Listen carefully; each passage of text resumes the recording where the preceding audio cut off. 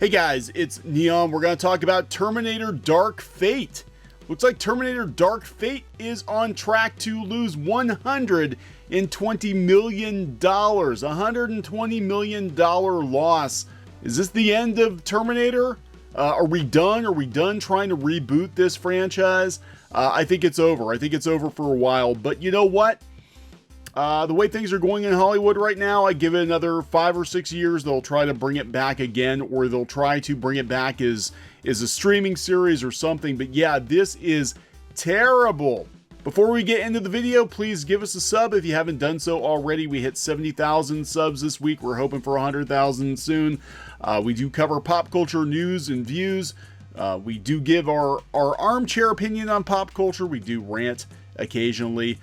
Terminator Dark Fate on track to lose $120 million after box office bomb from Screen Rant. Yeah, you can't deny this. You can't deny this. I'm going to talk about how terrible this movie did this weekend, and then I'm going to talk a little bit about Rotten Tomatoes, because there's definitely some weirdness going on over there as well. Terminator Dark Fate is on pace to lose $120 million, putting the future of the franchise in limbo. It's been in limbo. The last couple Terminator movies have not done well, but every 4 or 5 years they decide they're going to reboot it. Now, this one had all the pieces to actually do okay. This one could have done okay. We had Linda Hamilton coming back. We kind of had Eddie Furlong come back. We had James Cameron involved. This one was supposed to basically ignore every Terminator movie after Part 3. They had all the pieces together and they put it back together wrong. They put it together wrong. They attacked the fans. Right out of the gate, we had Tim Miller attacking fans, telling them that the misogynists were not going to like this Terminator movie. Stay home, men. We don't want you. We don't want you. And the marketing of this movie has been abysmal. It's just been a shit show. And you know what? They paid the price for it, didn't they? At the box office, $120 million. $120 million. That is a lot of money. Meanwhile, the Joker is on track for $1 billion, but that's a whole nother video. This iteration sees a young Mexican woman, Dani, targeted by an advanced model of Terminator. Yeah, because they got rid of John Connor, didn't they? They had to get rid of John Connor. He was problematic. She's defended by Sarah Connor and the cybernetically enhanced warrior Grace. Since its release in '84, the Terminator has been an indelible aspect of the cultural landscape. Not anymore. It's culturally irrelevant.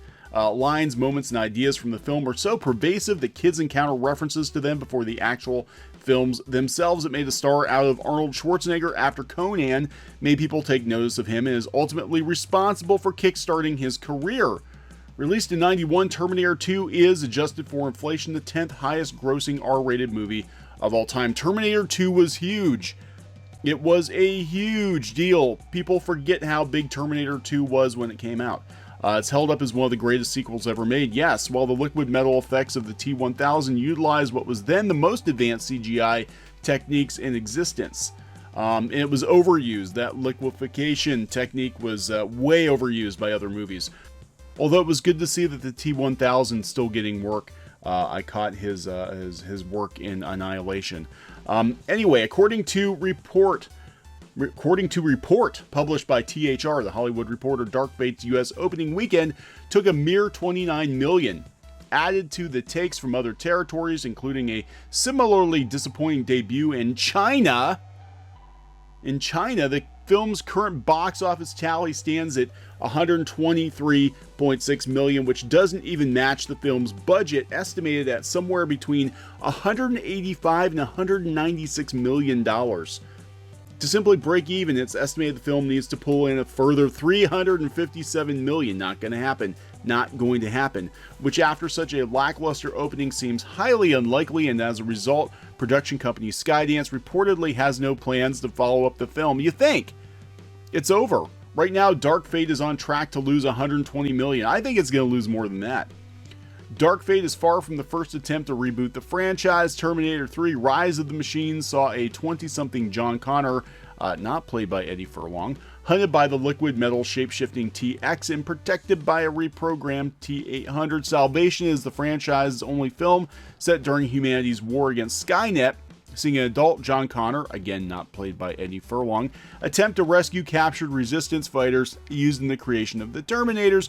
Genesis, which I didn't even bother seeing. I've seen Terminator 3, I saw it once. I saw Salvation once. And this is despite Terminator 2 being one of my favorite movies of the 90s. Genesis, I didn't even bother with. it. Begins a retcon of the original film, seeing Kyle Reese largely redundant. Yeah, they have a tendency to do this, right? And Sarah Connor begin as a hardened warrior accompanied by a reprogrammed T-800. And the trio travel forward in time to destroy Skynet. Mixed receptions meant that each successive film attempted to take the series in a new direction, and each was met with a reception not deemed profitable enough. But they had all the pieces to make a solid proper third Terminator movie, and they effed it up, didn't they? The main problem with Dark Fate is how derivative it is. No, that's not the main problem. The Rev 9 is essentially just a hybrid of the liquid metal of the T-1000 and the endoskeleton from the T-800. Yada, yada, yada. No. We can tell you what the problem was. The problem was, it was derivative. Yeah, it wasn't that great of a movie from what people are saying. Again, I didn't bother watching it. I checked out and skipped Genesis 2. The problem was it completely pissed on the legacy of the first two Terminator movies, which a lot of people held in very, very high regard. And this is a tendency in Hollywood now to reboot a franchise and then purge it of its more problematic, quote unquote, air quotes, problematic elements, like John Connor. Let's ruin characters like Sarah Connor. Let's bring in stand-ins that are very current year. You know what I'm saying, right? And fix the franchise. Let's let the directors and actors go out there and run at the mouth, further hurting the potential box office take. We're seeing it with Star Wars right now, however, not on as catastrophic a level as Terminator, although Solo wasn't a very profitable movie either, was it? Now here's where it gets kind of weird. Rotten Tomatoes. I think the studios have figured out how to game the audience score.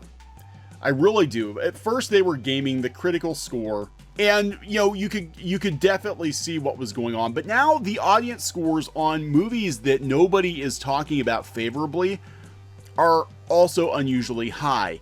And you start to go into these reviews and you see that they're just, even the verified ones are just random people, with random usernames. Verified.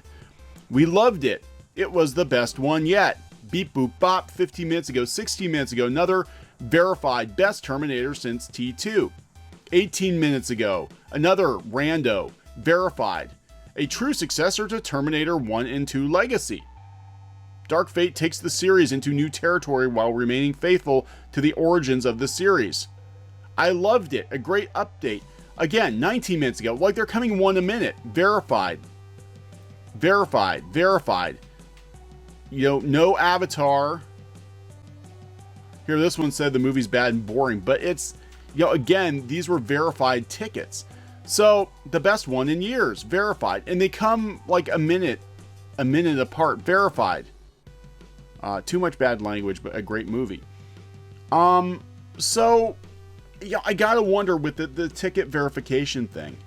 We talked about before how some folks are calling shenanigans on Disney possibly buying Rise of Skywalker tickets. Are these studios buying tickets to their own movies so they can give verified audience scores to otherwise empty seats in an attempt to market the movie? Because not even the critics, most critics are not even talking about this movie favorably. It just seems like everybody's sort of like, yeah, this movie failed, and this shouldn't surprise anybody that the movie failed. It's just very weird. It's a very weird situation, and we're seeing it more and more. We know that some of the critics are bought off, but we're seeing it with the audience scores too. So if this movie has such wonderful buzz, 70%, so you're telling me that Terminator Dark Fate, that only made $29 million this weekend, that a lot of critics that I follow anyway are deriding this movie. You're telling me that it did better than Joker, critically, that it did better than Joker, that it's got almost as high of an audience score as the Joker, which is on its way to $1 billion. There's definitely something weird going on here. And I don't know what it is. But I do think that the studios have figured out how to game Rotten Tomatoes to try to save otherwise terrible movies. So, yeah, again, I just don't think you can trust Rotten Tomatoes at all. Because I do think that they're absolutely gaming the audience score now, too, in addition to the critical score. But this movie is a turd. It shouldn't surprise anyone. As soon as the trailer dropped, as soon as the director shot his mouth off, as soon as all the usual kinds of articles that you would expect started to appear on websites, we knew that the end was near for Terminator. But you know what? Hollywood never learns. 5 years from now, 6 years from now, they'll try it again. They'll try it again, and they'll make the same mistakes they made this time around. Fans will hate it. It'll bomb. Rinse and repeat. Hey guys, thanks for watching Clownfish TV.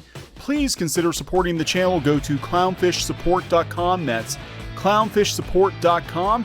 And if you want to join our community, go to clownfishtalk.com. That's clownfishtalk.com. Please subscribe, ring the bell for notifications. We will talk to you next time.